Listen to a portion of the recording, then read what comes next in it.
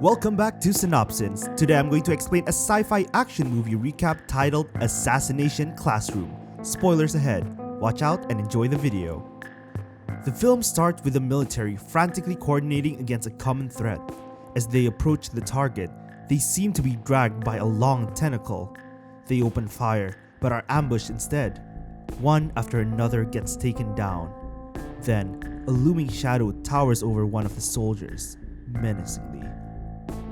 We are then introduced to a school called the Kunugigaoka Junior High School, a competitive school in the countryside of Japan.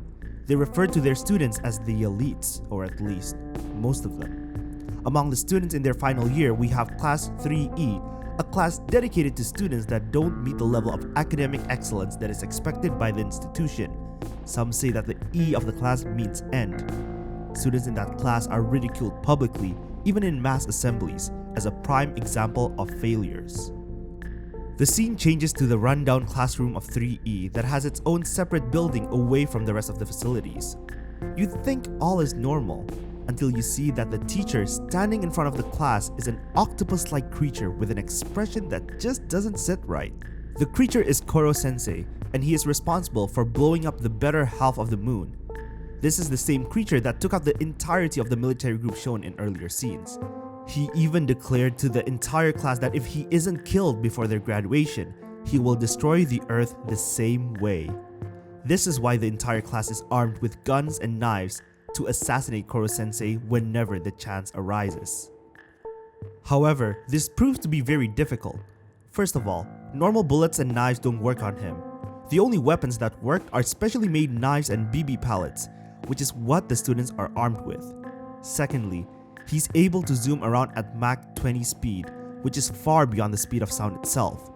Just from these two simple facts, even the military can't lay a finger on him.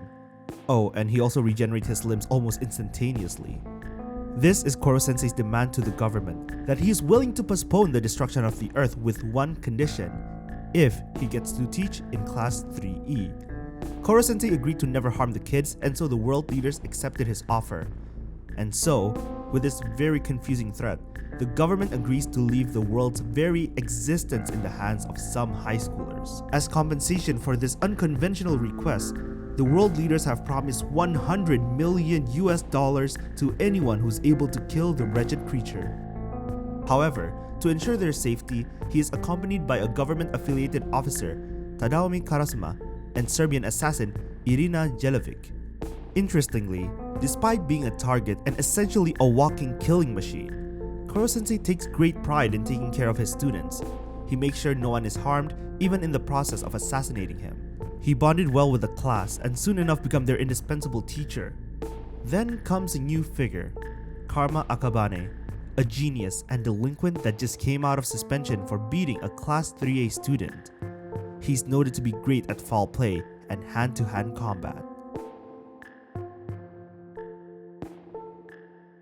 The next few scenes follow Karma trying to intimidate and assassinate Koro Sensei at every turn, but to no avail. Karma even goes to the extent of jumping off a cliff knowing that Koro Sensei will save him, giving him enough time to kill Koro Sensei. As he falls in slow motion, he recalls his teacher who was proud of him, but turned his back when he defended a Class 3E student. In some sense, he's testing whether this creature is worthy to be looked up to as a teacher. But of course, Koro Sensei ended up saving him in the most bizarre way possible, in this case, creating a web-like safety net. We're then introduced to another student, Ritsu. This student is manufactured by the military, an AI box displaying a female figure with the artillery of a war machine. The military thought they were being smart with this one because technically she is a student. However, due to the agreement mentioned earlier, Koro Sensei can't hurt Ritsu at all. But of course, Koro Sensei is way too fast. She ends up being detained by her classmates as her attempts are disturbing the class, and all the mess she makes is the class's duty to clean. Koro Sensei decided to give her all the information she needs to learn about her classmates so that she can assimilate and be part of the group. She eventually evolved and made an app for herself, allowing her to assist the class in future assassinations. And then the third student comes in. He makes a great entry by falling right from the roof of the class with very distinct silver hair. Itona Horibe. a self-proclaimed blood brother of Koro Sensei. Ritsu introduced him as a fellow assassin she trained with. Itona challenges him to a duel after school, to which he accepts. When he discovers that Itona has similar tentacle-like features, he becomes enraged like you've never seen before. They both dash around the ring, as it was agreed prior to the duel that stepping out of the ring means instant death. Koro Sensei fended himself against Itona by using the special knife. Itona lost, but there was a sense of relief and happiness. A masked man pulled the unconscious Itona away in his protected suit.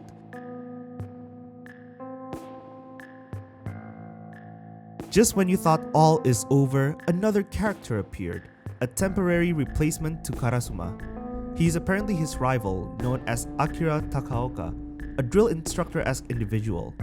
However, it wasn't long until Irina finds out the training regimen Takaoka gives to his men, a cruel, dictator-like method where anyone going against his instruction will suffer. True enough, when one of the students decided that she can't follow through Takaoka's training, he punches her. Right before he goes in for a second hit, Karasuma catches him. Takaoka, tilted at Karasuma's interjection, challenges him to pick one of his students to go against him. The conditions being the student must use a real knife while Takaoka goes bare hand. A touch of the knife on Takaoka is considered a win. Even stopping right before impaling is considered a win. To everyone's surprise, Karasuma picks Nagisa, the most weak-looking one of them all. With a gentle smile, he looked at his opponent, then strikes him with one fell swoop. A win for Nagisa, and Takaoka is expelled. You know what else can be done in one fell swoop? Hitting that like and subscribe button. Your support means a lot to us and it helps us make content that you enjoy. Anyways, back to the video. The finals are coming up and it seems like the students are way too fixated on killing him and neglected their studies. To give them some motivation, Koro Sensei promises that the top scorers of the 5 academic subjects will be awarded a chance to cut his tentacles, which will greatly slow him. Also, the scene right after reveals that Koro Sensei is indeed a pervert. We also see Koro Sensei taking the students around the world with his enhanced speed to immerse them in different cultures, with the hopes that they will be able to improve faster and do well in their exams. When the results for the finals are out, 3 students are able to top the year in English, Science, and Mathematics. On top of that, 3 students tied as top scorers for Home Economics. That brings the total to 6 tentacles lost. The students plan the killing during the summer holiday, setting up the perfect setup for the assassination. The day finally arrives, and they reveal their plan. Class 3E manages to bind Koro Sensei with record time. Thanks to Nagisa's observation, the class manages to discover one of Koro Sensei's weaknesses, which is water, and transform the arena into a water park. However, Koro Sensei transforms into a ball to avoid being killed. He calls it the ultimate defense form. The student defeatedly sighs but are alarmed that their classmates start to drop like flies. Suddenly, the class is interrupted by a vengeful Takaoka, who apparently poisoned several students. He agrees to trade the antidote for Koro Sensei. As they were about to make the trade, Itona reappears, fixated on killing Koro Sensei. Nagisa and Karma left and escaped Itona. They climb a high tower, but nearly die as Itona destroys the ladder midway.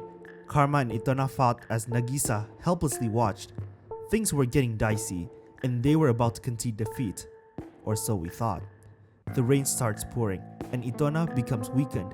As Itona has a biological structure very similar to Koro Sensei, he too has a weakness to water. His tentacles are cut, and Koro Sensei manages to escape. However, they're alerted by Ritsu that Takaoka has kidnapped Kaede Kayano and threatens to kill her unless Koro Sensei is handed over. With a splendid performance by Nagisa, they bought enough time to turn the tables on him. And Takaoka was defeated. Seeing that Koro Sensei is vulnerable, the government takes him and proceeds to do a public execution in front of his grieving students. However, as luck would have it, Koro Sensei survives the execution. And so, he is allowed to continue teaching Class 3E for another term, with Itona enrolling as a permanent student. This live-action movie is what you'd expect of any adaptation. It will never be as good as the original. I applaud them for even attempting to condense a 12-episode long series into a 2-hour movie. I also really appreciate the creative liberty they took for some of the scenes. I wouldn't recommend anyone to watch this movie if you never watched the original series, as it can get pretty confusing.